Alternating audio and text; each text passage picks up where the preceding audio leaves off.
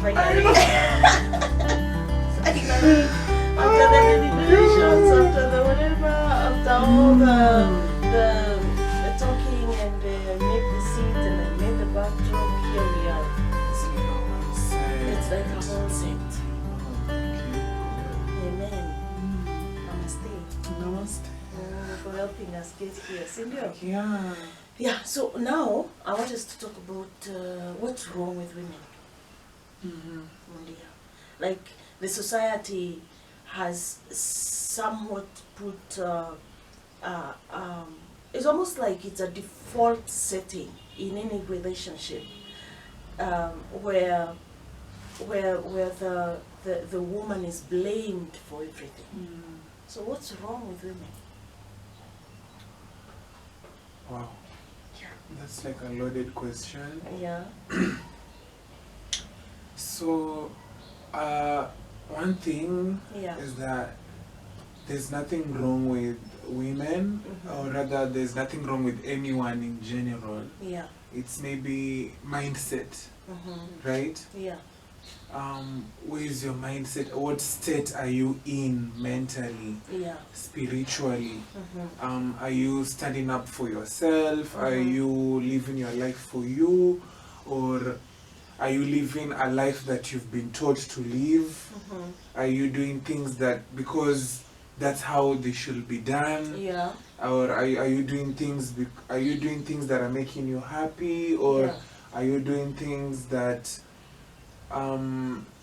you're taught to do and only stay in that direction? Because that's, if we are not keen to check on that, most of us are living on autopilot. And unfortunately, maybe women are put in that category where they're autopilot. They're taught to put their needs aside. After education, they put their needs aside and cater for their family. So, like, if I wanted to like move from the autopilot, right, to how can I tap into my authentic self, right? And stay on the line of authenticity. First, that would need some introspection, to ask ourselves some questions, to check in with ourselves. First of all, we take some time out and be like, yo, this needs to wait a bit, and we ask ourselves these good questions like, how am I? Who am I? Who am I? Yeah, I like that. who am I? That question, first, like that. that question opens up a lot. The answer doesn't come there and then, but that continuous and consistent asking of who am I?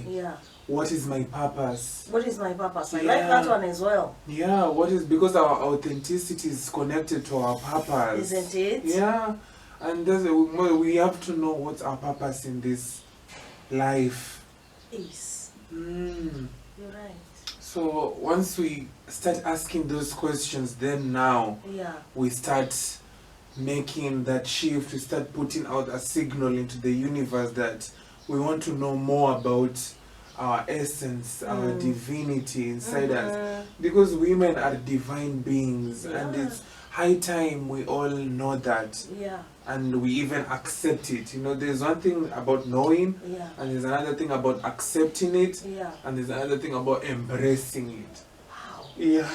Isn't it? Yeah, because you have to know it, accept it, and then embrace it, and then be it. And then see the results. And that is quite a journey, isn't it? But it's a journey unless, if you're for me, what I really feel is that at some point the society has dehumanized a woman. Made you feel that men are human beings, right? Women are a subsector of human beings who are supposed to be under men. So when a man is say emotionally or mentally, even physically abusing a woman, it comes from that pot. that has been cooked in them for such a long time, that women are not human beings. Women are a subcategory of exactly. In fact, that is what they say, that a woman came from a man. So therefore, imagine when someone has that mentality, a woman came from a man, and therefore the man is the head. You know, so then you have to always be submissive, and you have to be controlled. At that point, the essence of womanhood loses its meaning, and it becomes oppression. And unfortunately, that dehumanization of womanhood, you know, it's oppressive. It makes a lot of women believe that they are not worth. Their self-esteem is lowered. Their self-image is lowered. You know, and the society makes it feel like it's okay. It's not. But it's not okay. It's not okay. And for you to shift, for me, I found it that really tough. For you to shift from I have a voice, number one, I am a human being who has the sexuality of a woman, you know. So you cannot just dehumanize me. We are both human beings. The only difference between me and the other person is just the sexuality. The physical gender. The physical gender, you know, and that does not mean that you have a right, you know, to insult me or to demean or say hurtful things, you know. But unfortunately, that is the fact of the society. That is how the society is set up. So as a woman, you have to shift from that mentality, and unfortunately, sometimes you don't even know you're doing it. So. And the toughness, the part we've said, it's actually tough shifting. It's because it's a bit tough because you realize you've been living in a lie. Oh my God, I love Dr. Shefali. Have you watched Dr. Shefali lately? I watched her clip and I was like, yes, is it clear? We have been living a lie. That's where the toughness comes. And once you know that lie, it's now your task and your job to make sure you don't fall back into that trap again. Isn't it? And that's so it's constant checking. Every day. Every day. Every moment. Every moment. You check in with yourself. Wow. What are my belief system? What am I believing? Do I believe in myself? Do I believe that I am nothing? Do I believe I am something? Do I believe I have a purpose in this life? Do you know, like, even when you're having this conversation, I'm having a mental run through of all the women in my life. And I find it up and I'm like, okay. So it's like checking all these women I've come across in my life and seeing how they carry themselves, they depict themselves, and seeing. Do you know, like, some even just don't even rather, I don't know if they're taught or it's their own willing choice. They don't want to do anything. They're just waiting to be married because they believe that being married is the way out. I like that. You know, or being married is their purpose. I mean, your purpose could be a housewife or raising a family. But you don't have to be demoralized, diminished, or not have a voice. I like that. I like that you brought that up. I like that point where you said they are waiting to get married because they believe it's the way out. Mondia, let me tell you, that is exactly what culture tells you. It tells you a man is your salvation. You know, he's the one to come and save you from yourself. He's the one to come and give you purpose. But then it does make a lot of sense if you have that belief system inside you. That's why it's important what you're saying. Get to understand your belief system. It's that unconsciousness that drives you to do certain things. The moment you're aware of your unconsciousness, which of course is a journey, you know, it has its pitfalls. You fall, you get up again, you keep moving, you keep believing, you keep trying to change. So women have been taught, unless you're married, you know, you are not a good woman. You know, and a man is your salvation, a man is your way out. You know, unfortunately, they repeat the cycle. You see how it's a cycle? It's a cycle, because your whole essence of being does not come from another being. It comes from a super being. Like, a man doesn't have to validate your life. A man does not have to validate me. It doesn't have to give me self-worth and self-value. No. The moment you do that, then you are putting whatever they call the hierarchy, you know, of sexuality, you know, and you go back again to the cycle. You know, you as you're saying, your purpose is way much higher than your sexuality. Your sexuality does have a purpose, but your sexual purpose should not override your divine purpose. I like that. Your divine purpose. It shouldn't. Because the purpose can be anything. It can be anything. I like that. The purpose can be anything. We have to put that divine there. Divine purpose. To know that we serve. Whatever we do, or rather, our purpose should be connected to a higher good. Amen. For everyone, you know, that's the essence. Namaste. Oh, that got it so good. Yeah. So it should be divine purpose, serving both you and those around you. Serving both me. Me first, and then those around me. Yeah.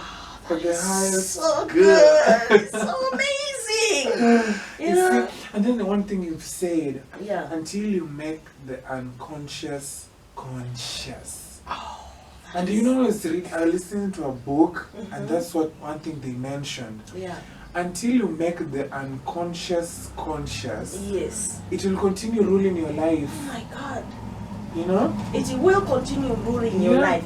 And then ultimately, that's how people come up with, oh my God, I've been cursed. No, honey. Nobody has cursed you. Yeah, you're cursing yourself. You know, your belief system, what you're telling yourself, your self-talk, the words you keep replaying, the images you keep replaying. Yeah. That's what is putting you in that curse. You know? Isn't it? Yeah. So at the end of the day, I think we have to look at the awful cultural and religious definition of womanhood, you know, as anti-humanity. The moment you look at it as anti-humanity, then you understand you're first of all a human being who has the sexuality of a woman. Then you walk in that journey. Bring the unconscious to the conscious. Be aware. I like what you said. Be aware and feel every moment. Understand that. Stay on that lane. Yeah. With time, you break the cycle. With time. And that's also what I'm learning. It doesn't happen. It's like a practice, a strengthening of spiritual and mental muscle. And I'm also learning to like be okay with the strengthening part of it, because you know you're exercising it, you know. And I'm like, okay, I'm exercising, it's okay, because I also have my own worries and doubts, and I feel like at some point we have to face them. We have to. And feel them, and then let them go. Because of the feeling part. It's crazy. Somebody. It's so crazy. It's so crazy. Because you're feeling things you don't want to feel. And the weirdest, or the, I don't know what's called in English, but it's that we have to feel that heart. The pain. You know, the pain. It's like you have to feel it to release it. I'm like, there's no other way out. Is there another way? No. Can I answer a question? And then I'll be like, okay, you know, but it's so, like you have to feel it. You have to feel it. And Mundia, I like what you've said. I like what you've said, that you're strengthening your muscle, your spiritual muscle. You're strengthening your mental muscle. You're strengthening your emotional muscle. You know, and it takes time. Just like the way when you get to the gym, yeah, you don't develop muscles immediately. Oh, that's such a nice. Yeah, isn't it? It's true. Isn't it? But then you have to be consistent. You know, and then there are times you roll out of bed and you're like, oh my God, I don't want to go to the gym. Yeah. And it's okay, you know, and it's okay to have those breaks. Thank you. To take a break and be like, today I'm having fun. You know, at least I'm somewhere, I'm not where I was. Yeah. I am somewhere, I am here, I'm having fun. Then you chill and then you get back to now. I like that. You know, the workout, the spiritual workout. To develop your muscles, you know? Yeah. So I think it's been a beautiful session. What do you think? What? We haven't even got into the juicy part of it. That's why we have to do it next time. I know. Because then we also have to get into how these cycles now lead to family violence. Oh my God, where, yes. you know, both parties, I don't know, they collide. Yeah. You know, and then how it impacts the children. Oh my God. Because unfortunately, a part of me, a past life was subjected to family violence, where I was like 3D seeing it, you know. I know. And I was such a child. And this was what I was seeing and realizing yesterday in the evening. I was like, wow, I might not know, but there's a part of me that has been living unknowingly and unconsciously. And still in that memory, you know. In those memories of violence. It's like and even stuck. And it's like even holding those memories is still living in that moment. Oh my God, I love that. Spending your energy. I love that. You know, holding on to those memories is like living. A part of you is still like, living. I am working, I am here, I am doing the mental law, but so long as that part is still there, you're still tapping, you're still reinfecting yourself the past. You know? And so we have to be like, forgive ourselves, forgive that moment, forgive that situation, forgive both parties, you know. And then how do you protect yourself from making sure you don't repeat that cycle? The only way out is to tap into that, and you have to heal. And I like what you said. I like how that cultural definition of womanhood, you know, so also manhood, you know, how it has affected families, how it has brought violence at homes, and how it has brought children, you know, violence. Children were so innocent. I don't know what, what the fuck is happening, you know? I just got here and things are just flying around, you know. Like for the first 5 or 6 years, everything is good. Then now you start seeing you start being conditioned. And you know, it's just generational cycles. Because people are not trying to question other than the normal, you know. The autopilot. And it starts their questioning. It starts with questioning. When you ask why, you'll be like, why not? When you're taught you're supposed to do this, you'll be like, okay, why not do this the other way? You know? Be questioning other things, you know. And funny enough, when most parents or when most people see that in a kid, they now scorn them, they beat them, they now, you know, to beat them into line. But no. And you make that child stuck emotionally and mentally. They stop expressing themselves. They stop talking. They stop growing. They stop believing in themselves. And this is I like what you said. This is the adult now who becomes and becomes an adult and is expected by the society to behave perfectly. How can someone like this be functional? Imagine. How can the society expect? So it's like oppression after oppression after oppression. But then by the time you look at that person, they don't know who they are. They don't know what happened to them. And that's what the society wants. And why would the society want someone to be dysfunctional? That's how the society profits. That's how the society gets its money. Yeah. The big farm. Because once you are unproductive, you live on autopilot, you're a robot. Yeah. You watch the news. Yeah. You read the newspapers. Yeah. You do business. Oh my God. You know, you're like an average human being. Yeah, You know, you go to school. Yeah. You don't ask questions. You follow the line.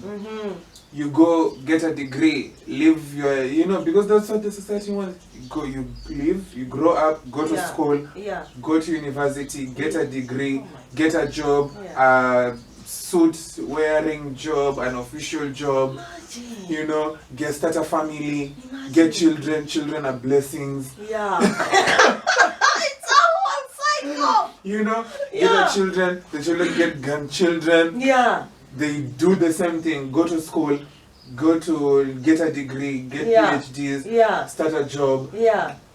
And all this time you're passing, you know, and all this time you're passing dysfunctionality. You're on autopilot, you're not questioning who you are, you're not questioning your purpose. Your purpose, yeah. I like that. You know, you're not trying to think for yourself. And once you start thinking for yourself, the society is shaken, you know. Once you start tapping to other things other than what you see, the inside now. What is the inside saying? Yeah. You start tapping, you know, the society wants robots. The society wants people it can control. Yeah, the society favors itself.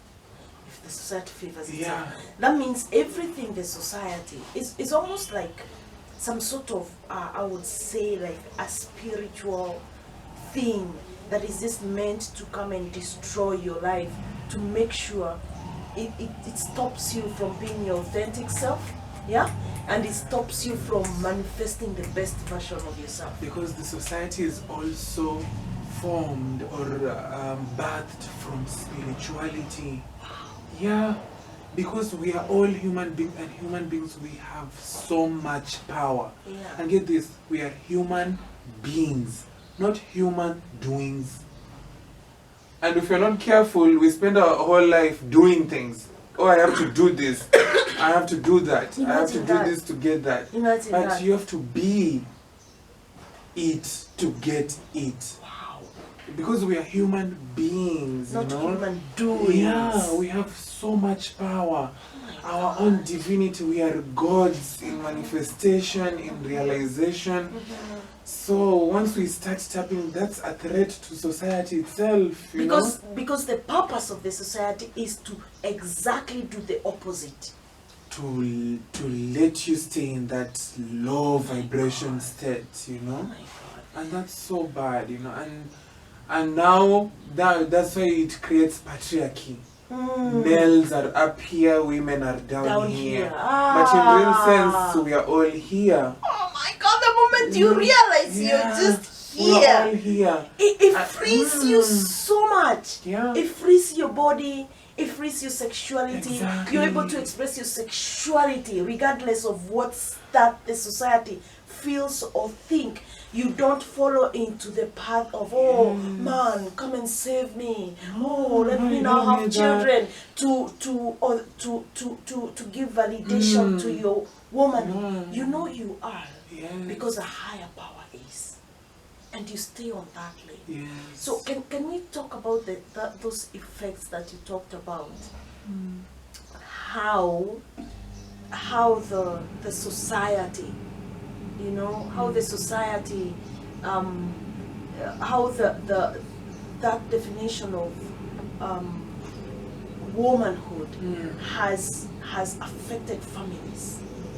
Yeah. How that cultural definition of womanhood, you know, like you're saying, it has brought violence. The children are affected. Can we talk about that? Wow. First of all, you know, so I don't even know how to put it. Because I feel like, you know, even the violence sometimes is projections. You know, projections from how someone was brought up. One thing I'm learning is to see even the parents as individuals who were brought up in a way they were brought up. you know. Yeah. It affected me negatively and sometimes positively as a kid, as a child growing up. Yeah. The trauma. Yeah. But then now in healing, we have to learn that there are also persons who were brought up in the same conditioning. Yeah. That told them doing that was right. Was right. Can you imagine? Yeah. So it now goes back to their definition of right and wrong. You know? Yeah. And now seeing it for myself and being like, what is my own definition of right and wrong? And then walking myself up to forgiving that. Yeah. And sometimes I'm like, no, I don't want to forgive that. I know. Why would I want to forgive? Like, why did I have to go through that? I know. It like, wasn't my fault. Yeah. But then again, that's what you said. It wasn't your fault. Then you now have to forgive yourself. Yeah. And now to forgive and be like, for you. For you. Yeah. For me. You know? I'm doing this for me. I'm like, ooh. It's a lot. It's a lot we have. It's something, you know. It's something, yeah. And one thing I also saw on the internet was like there are those who are brought up in love, brought up in good conditions, and don't see the world the same way as those who are brought up in survival mode. Really? Yeah. How is that so? Like once you're brought up in survival mode, you see you build up this defense mechanism. Yeah. You see the world in a different way. You try and check what are the motives of this person. I like that. What are the motives of this person? Yeah, your defense, your guard is up. Yeah, yeah. You're up here seeing. So and there are those who are brought up in love. Yeah. You know, where their voices are heard. That's you see that there's a difference because they're able to see it for themselves. Yeah. But I also feel like having been brought up in that survival mode, you know, it can also limit you in one what you said is true. You're alert. You're able to question what are the motives of this person. But it can also make you very vulnerable to, especially for women, to a man who shows all the love, the attention you did not get when you are young. When you're young. And this is the part where I call it the father-daddy issues. Yes. They are real. They are real. They are real. They are real. That man comes along and shows you all, oh my God, all the goodness, all the attention that you did not receive from your father figure. And this is, you know, I have this small book I have written, and part of it I have talked about. I've talked about daddy issues. Yeah. Father issues. They are real thing. Girls marry their fathers. In psychology, that's at least what they say, and it is very true. If you don't go through this process, you will definitely marry your father, and this is how you do it. If your father never gave you attention, if there was verbal abuse, if there was emotional abuse is like, what I feel is not important, but what you feel is what is important. You know, you're not supposed to voice what you're feeling. I am your father, you do as I say. You know? The intimidation, perhaps the harassment, isn't it? Yeah, and I think it's like an African thing. Yes. It is like what defines fatherhood in Africa is absent fathers, emotionally detached, you know, from their children. They don't understand what is and as you're saying again, this is the conditioning from the society. This is what they were given, and that's what they gave us. And do you know where this is all coming from? The colonialists. Isn't it? Yeah. Because in my research, Africa, we were all loving. Yeah. We were all about love, unity, all sexualities, be it queer. In fact, Africa was a state where queerness was loved and appreciated everywhere. Yeah. From Nigeria to Angola to Namibia to South Africa. Yeah. Then now, the white man came, honey. And you know.